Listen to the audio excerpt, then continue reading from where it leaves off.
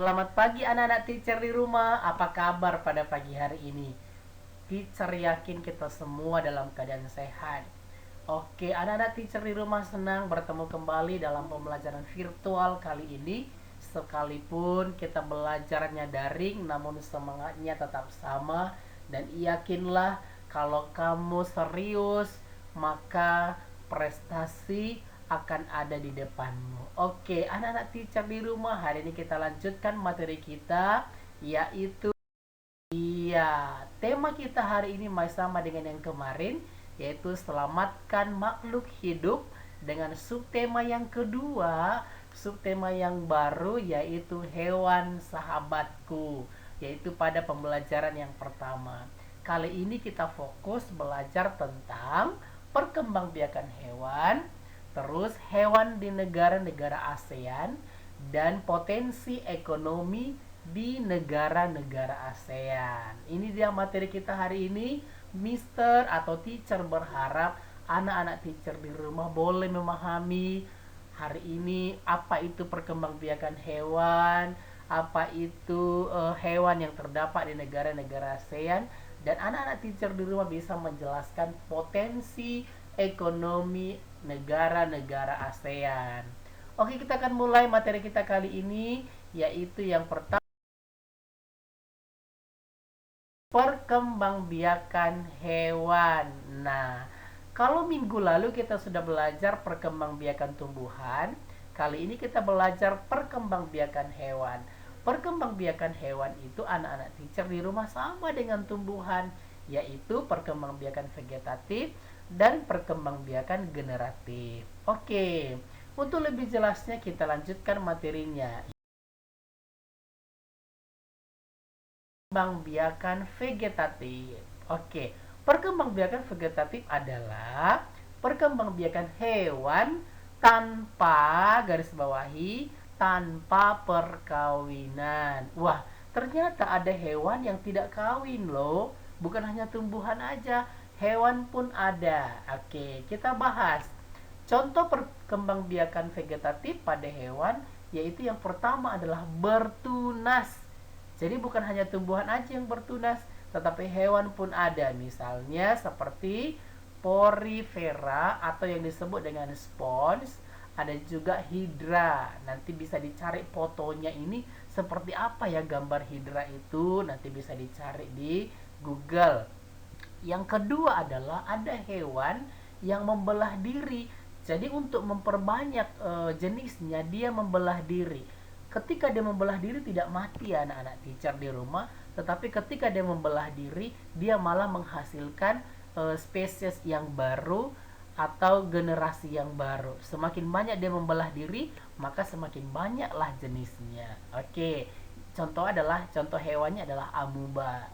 Terus yang ketiga adalah fragmentasi atau memotong diri. Iya, fragmentasi ini seperti cacing pita. Dia adalah untuk memperbanyak jenisnya, dia memotong-motong badan tubuhnya, tapi dia tubuhnya ini malah berubah menjadi hewan yang baru.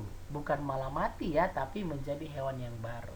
Ini dia penjelasan singkat mengenai perkembangbiakan vegetatif pada hewan. Oke, kita lanjut materi berikutnya adalah ini yang ke berikut, perkembangbiakan generatif. Perkembangbiakan generatif adalah perkembangbiakan hewan melalui perkawinan. Nah, anak-anak teacher di rumah tahu kan artinya perkawinan? Berarti ada hewan jantan dan ada betina. Setelah mereka kawin akan menghasilkan namanya mengandung atau bertelur. Setelah dia hamil, setelah dia mengandung, setelah dia bertelur, ada yang menetas, ada yang langsung melahirkan anaknya sendiri, dan lain sebagainya. Oke, perkembangbiakan generatif ini terdiri atas tiga. Yang pertama ovipar, yang kedua vivipar, dan yang ketiga adalah ovovivipar. Oke, kita langsung masuk ke yang pertama, hewan yang berkembang biak dengan cara ovipar. Ovipar itu apa anak-anak teacher di rumah nih?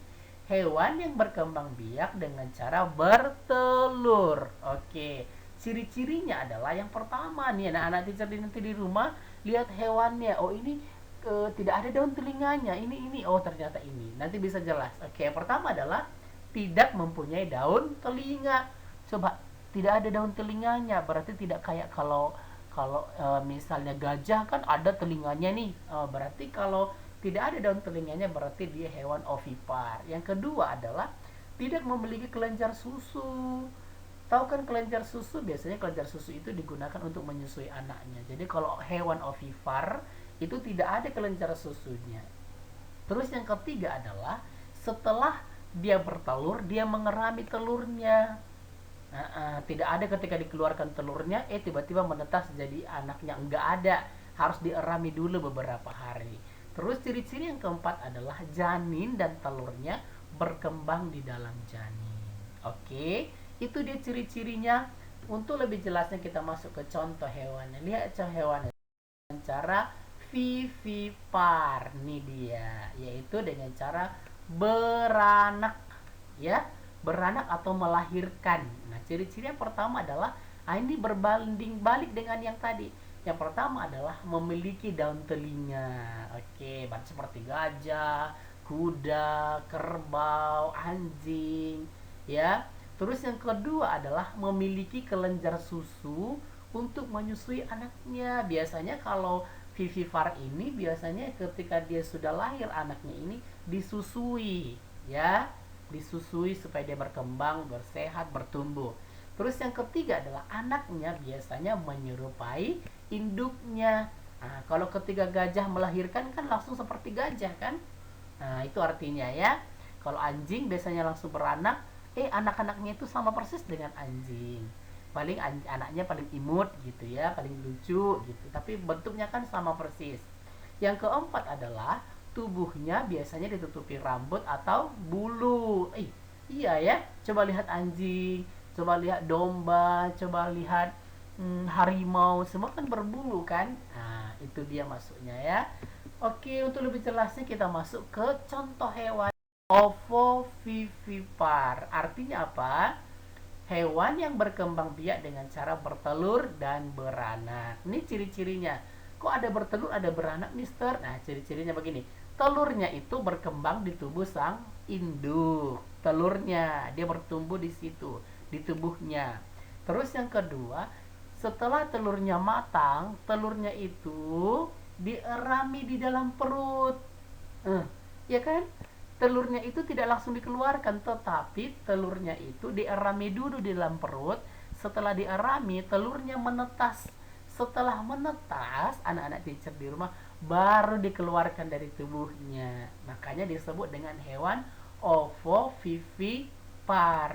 Jadi dia bertelur dulu, setelah telurnya matang, dierami di dalam perutnya, bukan bukan di luar perutnya ya, tetapi di dalam perutnya. Setelah menetas dalam perutnya, maka dikeluarkan dari tubuhnya. Itu dia ya nak teacher ya.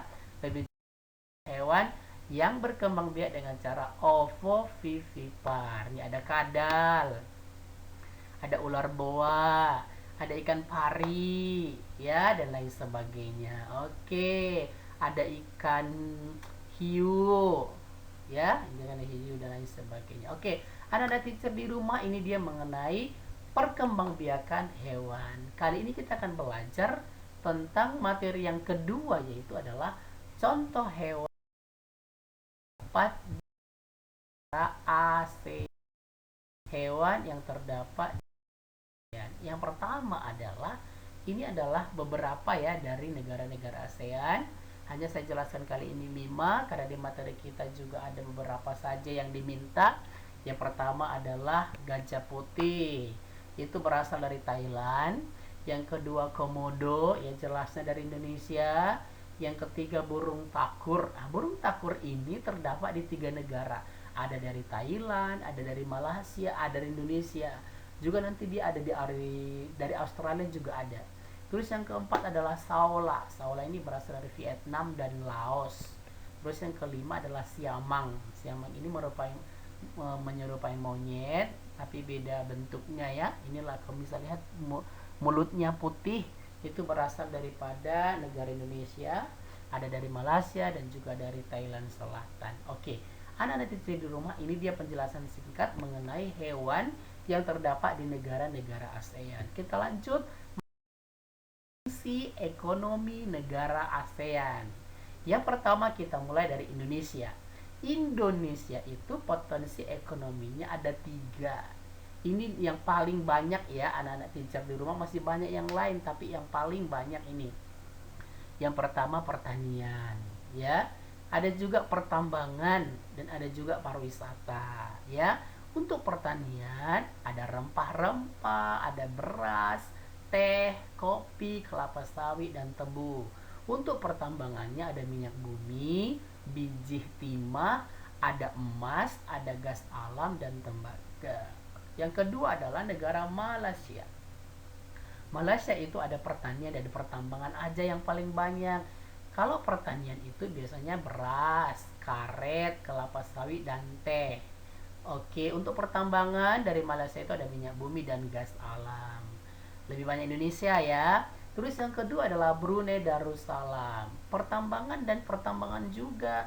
Yang pertama adalah kelapa, kelapa sawit, dan karet. Terus pertambangannya minyak bumi dan gas alam. Oke, negara yang keempat itu Singapura.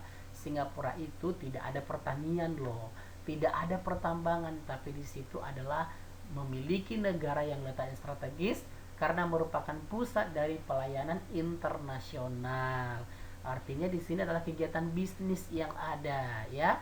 Oke, masuk itu Kamboja. Kamboja ini anak-anak teacher di rumah ada pertanian dan pertambangan. Untuk pertanian itu ada karet, ada beras, kayu dan ubi-ubian. Untuk pertambangan ada gas alam, minyak bumi, batu permata berupa safir dan rubi. Oke, Laos. Laos itu yang paling terkenalnya adalah memiliki pasokan listrik yang sangat besar, dan saking besarnya anak-anak teacher di rumah ini diberikan gratis ke seluruh rakyatnya. Untuk ke sumber daya alam hutan itu mereka punya kayu jati dan cendana. Wah, luar biasa Laos ya. Terus yang ketiga, yang ketujuh adalah Myanmar. Oke, Myanmar itu ada pertambangan tembaga, emas, timah, seng, perak, batu, permata, gas alam dan nikel. Untuk pertaniannya ada beras, kacang-kacangan dan karet. Sekarang masuk kita ke negara yang ke-8 yaitu Filipina.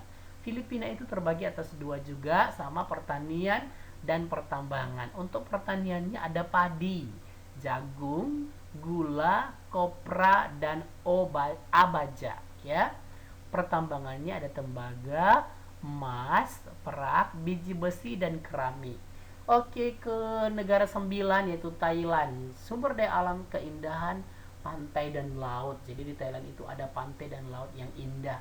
Terus pertaniannya adalah beras, mangga, jagung, tebu, karet, cengkeh dan ubi-ubian. Sedangkan pertambangannya timah, tembaga, minyak bumi, gas alam, emas, timbal dan wolfram. Oke. Negara ke-10 yaitu Vietnam. Vietnam itu terdiri atas pertanian dan pertambangan. Pertaniannya beras, karet, kedelai, kopi dan teh. Pertambangannya minyak bumi dan batu bara.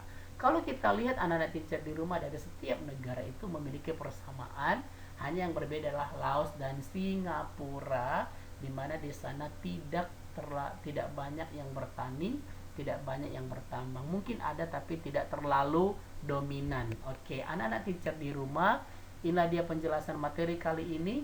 Semoga materi kali ini bermanfaat. Selamat belajar dan berprestasi.